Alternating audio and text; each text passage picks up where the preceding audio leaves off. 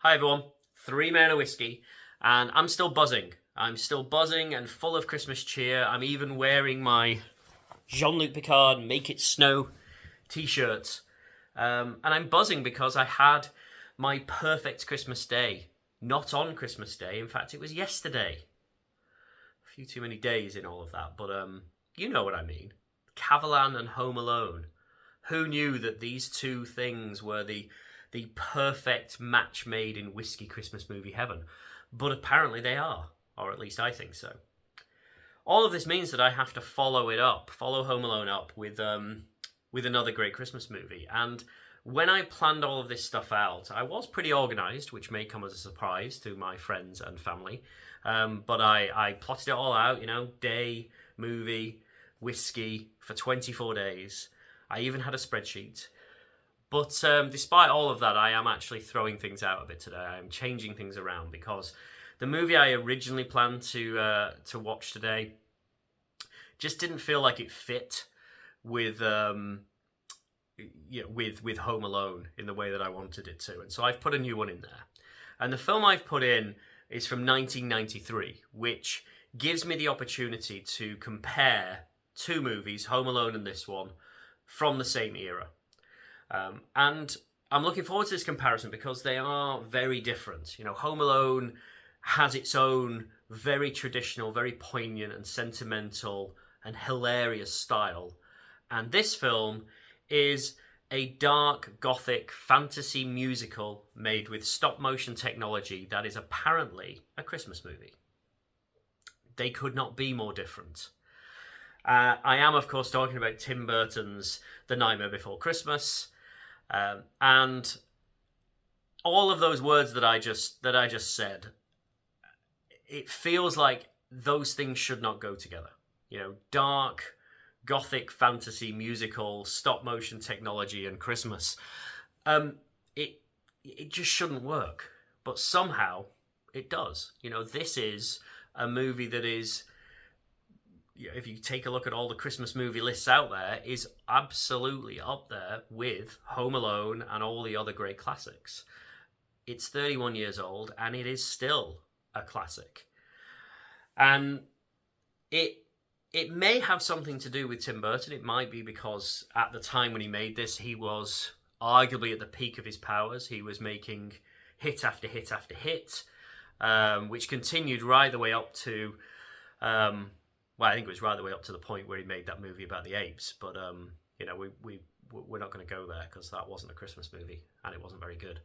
But at the time when he made The Night Before Christmas, it was he was just on a roll.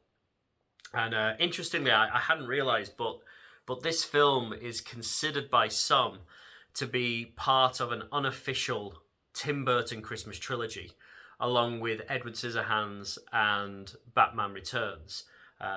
Again, that completely passed me by, but I'm quite intrigued by that concept. So at some point, I will probably have to watch all three of those films back to back. Not this Christmas, though, because I'm a little busy and already thinking I've bitten off more than I can chew. But hey, that's my problem, and we'll live with it. So what whiskey do I have with a weird Christmas movie that is a blend of loads and loads of different styles? Well, I actually really struggled to come up with what to have with this, so I called on my esteemed 3 Men of Whisky friends, Pete and JD, and they suggested a blend, which makes obvious sense now as soon as they said it.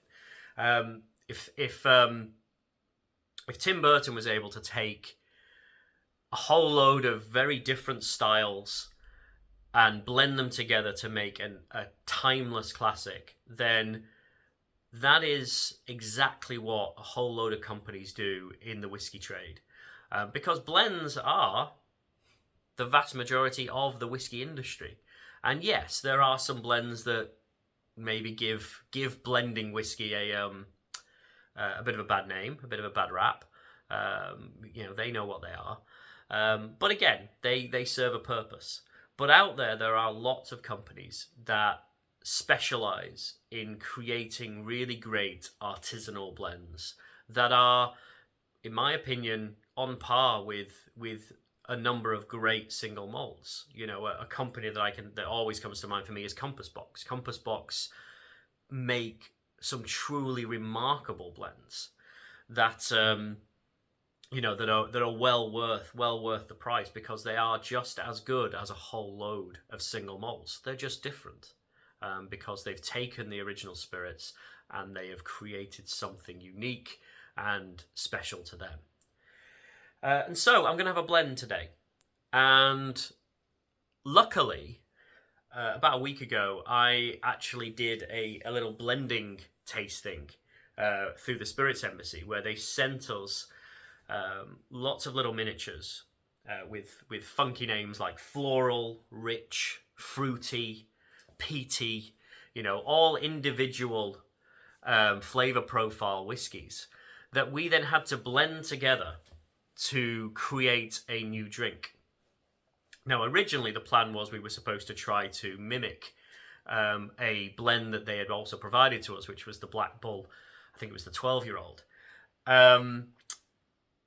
I quickly moved on from that plan, mainly because I discovered that it's actually really hard to blend whiskies together and try to copy something that has gone before it. I mean, who knew? You know, it isn't just a case of throwing things together and see what happens. Apparently, I would not make a great master blender, but you know, the advantage of all of that was that I was able to go off and just make my own thing, which is what I did. I have made my own little blend, which I have appropriately called Christmas Movie. This is my attempt at making something that goes with Christmas time and with sitting in front of the TV watching a Christmas classic, which means it is a little peaty. It's got lots of nice, rich, dark or dried fruit flavors, and should hopefully be a nice Christmas bomb, or at least that's what I think. I may be wrong, but we're gonna find out. So I'm gonna go and take my blend, have a little drink of it, while watching The Nightmare Before Christmas, and we'll see if these two things hold up. I have a feeling one of them will. Not so sure about this, but we'll see. See you in a minute. Okay, I am back from trying my Christmas Movie blend, lovingly made by yours truly, and watching The Nightmare Before Christmas. And yeah, I feel pretty good after that. That was really enjoyable as a film. Something about stop motion technology that it is quite timeless. It's been around forever, but somehow it doesn't really age. You know, there are people making stop motion stuff today, and it's still great. It just is. It doesn't matter how much CGI and everything else comes along. It's just one of those techs that doesn't feel like it'll die out, and that's a good thing. The story is still very Christmassy, even though it is, you know, a gothic fantasy. There's something about the story that still has that same kind of poignant, sentimental feel all the way through it, and you know, that's lovely. It genuinely is. It's a really enjoyable film. I'd forgotten just how much of a musical it is, and I'm turning into an almighty hypocrite, because I think I started this series by saying I don't really like musicals, and yet every time I watch one I seem to enjoy it. So who knew? I'm learning new things about myself as I go. So yeah, really enjoyable. I'm gonna give it 9 ladies dancing, because it is really good. It's I don't think it's massively rewatchable. I don't think it's something I could watch time and time again, unlike some of the other films that I've watched during this. But it's just a lovely film. If anything, it could probably have been a bit longer. It's only, I think, an hour and a quarter, so it could, you know, they could have done more with it. So yeah, nine ladies dancing for that. And as for the whiskey, you know, was it a triumphant attempt by me in my middle age to start a new career in, you know, making my own whiskies? Not not to blow my own trumpet, but I quite enjoyed it actually. Obviously, there's a lot more to blending your own whiskies than just taking a tasting kit from from a company and cobbing a few things together. But I did enjoy it, and I did take a bit of effort. I did use it. I did try last week when I was doing it to try to create something. But ultimately, it's all about the spirits that you're putting in, right? You're not. It's not like I've created something from scratch. It is about the whiskeys that they provided, and I'm just going to read them out so you can have an understanding of what went into this. They provide a little bottle of grain whiskey because, again, most blends contain a significant portion of grain. Again, I know that's grain whiskey can be a dirty word to some whiskey people, but again, it's I don't particularly have a big problem with it. There are some rough grain whiskies out there, but there are some decent ones as well. So, I always think try before you buy and all that kind of stuff. So the grain whiskey was a single cask Invergordon 15-year-old. The floral one, the little bottle of floral whiskey, was an Auchentoshan 12-year-old bourbon cask. The rich, the one that was titled Rich, was a sherry Tenianich. I always struggle to say that one. 9-year-old. The fruity was a Glenmorangie 16-year-old bourbon cask. And the peated, they didn't tell us exactly which distillery it was. All they said was that it was an Islay 15-year-old. Having tried each one individually, I don't think it was kind of a mega peaty one. I don't think it was like a Lafroig or anything like that. But again, I've been wrong many times before. But what you do is you take each of those whiskies, you get your pipette out and your little measuring jug, and you experiment. You try each one, try adding them to each other, and ultimately create something and pray that it's drinkable. And to be fair, this was all right. I quite enjoyed that. I could happily, and I mean, there's only a little bit obviously because it's not they only provided with a few miniatures. I do still have some of the miniatures on the shelf because obviously I use more of some than others. I did use all the grain whiskey in here because my understanding is that is pretty much how it goes. There's a large grain base and then you add all the other stuff to it. That's how I went about it anyway. And it's quite light given I haven't worked out what the ABV would be. I'd have to do some significant maths for that. But it's definitely over 50%.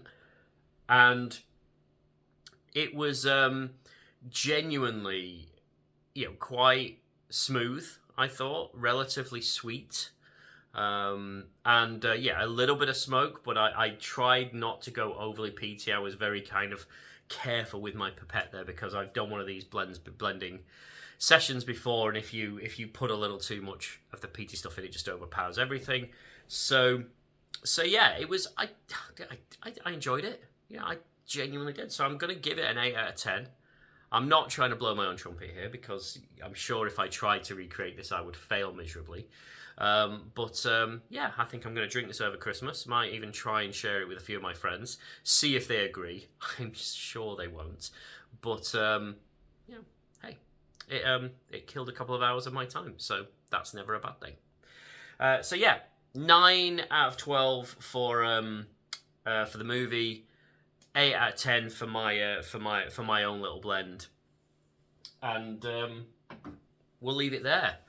If you're enjoying this stuff, please do like, subscribe, and all that stuff. There'll be links in the description. And join me tomorrow for another one. Given that I threw out my spreadsheet, I need to go back to it and try and figure out what I'm watching tomorrow. I'm sure it'll be good. Or it won't be, in which case I'll talk about it either way. All right, thank you.